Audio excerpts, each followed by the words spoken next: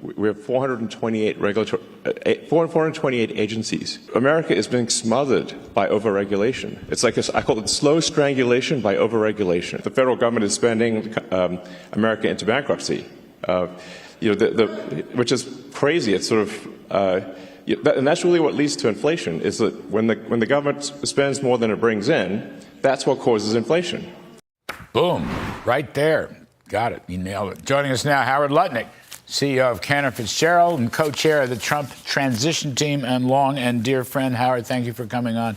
Appreciate it. There's Elon. I don't know that you can say it much better, but I know that you, as a senior Trump advisor, you want to make a balanced budget a priority. And we can do it. So there's two ways to do it. You partner with Elon Musk, the Department of Government Efficiency. He expects to be able to cut $750 billion a year out of our waste. I mean, we waste on $6.5 trillion. We waste so much money. It's inconceivable. And I could tell you, I'll give you one funny one. The Department of the Interior has tons of office space. You know why? Because each office has to be one day's horse ride from the next. You see, you can't make this stuff up. You can't make it up. Very good. But yeah, so Elon, you're not going to create a new department, but he'll be a major advisor. You're going to bring in a bunch of businessmen to sit and then brainstorm. And then I presume you'll implement it through the OMB budget process. We're going to do it through the reconciliation OMB and process. the GSA process. Right. We're going to do procurement differently. Right. We're going to do the budget process differently. We're going to just cut waste. Just think about it, just waste. And then there's the other side, revenues. I mean, think of the United States of America. We all talk about it this way. We have a $6.5 trillion budget. $4.5 trillion in revenues. We lose $2 trillion, right? We overspend by $2 trillion, which we talk about. We have a GDP, total sales in America of everything, us in restaurant, buying a T-shirt, whatever it is, just under $29 trillion. And our debt is just under $36 trillion. So it sounds like we're going to hell. But the value, the asset value of the United States of America, $500 trillion, the addressable market. Can Elon Musk and I come up with 0.25%, $1.25 trillion of revenues? And the answer is, oh yeah, you got companies like Apple and all these companies. Ireland's got $400 billion of profits that are ours. Just them paying fair taxes in America is $100 billion a year of revenue. Again and again and again. You remember that Department of Interior I said? Imagine running the land and mineral rights of the United States of America.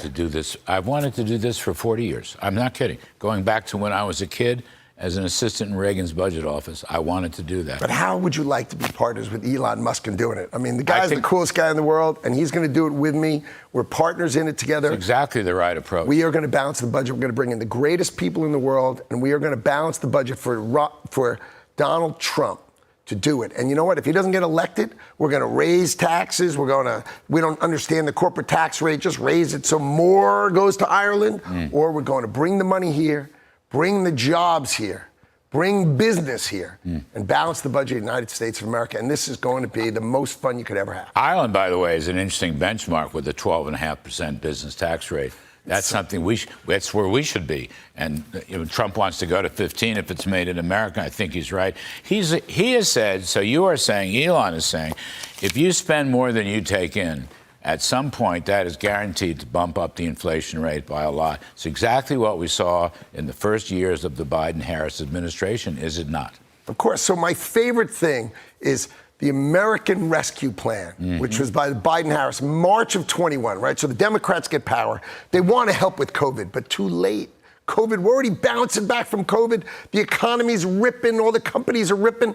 So they do a $1.9 trillion American Rescue Plan. You know what that was?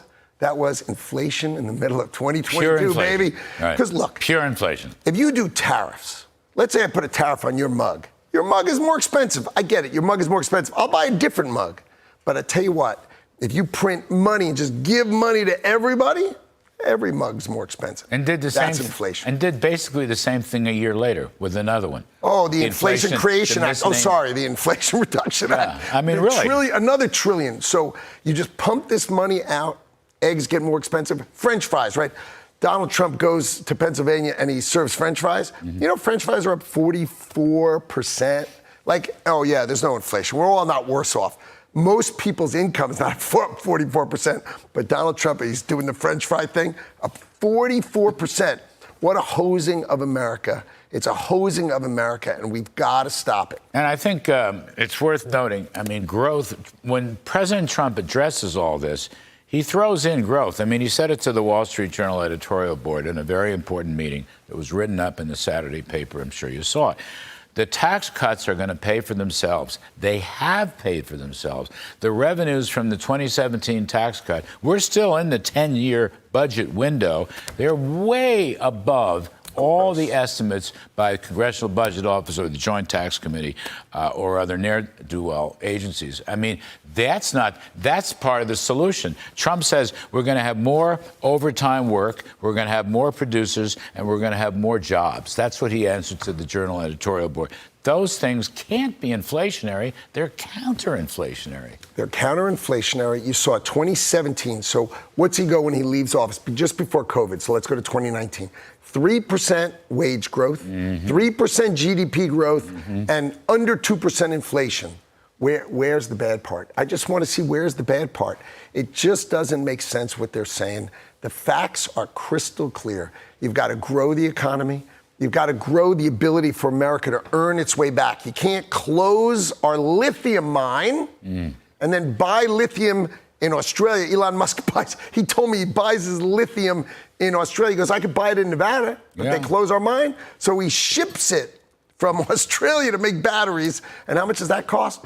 The whole green thing. If you're buying it from Australia and shipping it here, it's not green. It's expensive as heck. It's gas to get us here. It's coal to dig it out of the ground. You got to be careful. He could buy it in Wyoming. I'm pretty sure he could buy it at the Iron Range in Lake Superior, Minnesota. But the Bidens won't let you excavate and dig.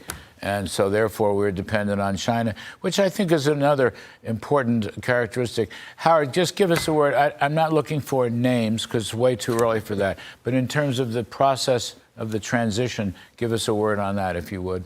Okay, so I've called the greatest group of Americans, both who have served in prior Republican administrations and the greatest group of business executives from Ross Perot and Chuck Schwab to Palmer Luckey and Elon Musk, I told you about, to all the way across Steve Schwarzman. I mean, you've got the greatest of the best, and they're giving us names who then give us names.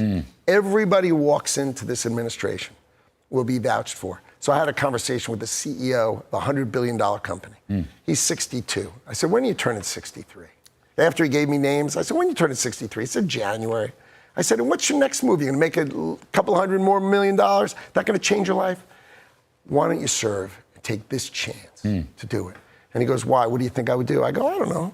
Why don't you run the Office of Management and Budget? Be the CFO for the United States of America. I mean, is that, what, $6.5 trillion budget? I mean, I don't know. Sounds like the coolest job I've ever heard of. It's a big job. So you got a guy who runs a $100 billion company. And he says, calls me the next day, says, okay, Howard, I'm in.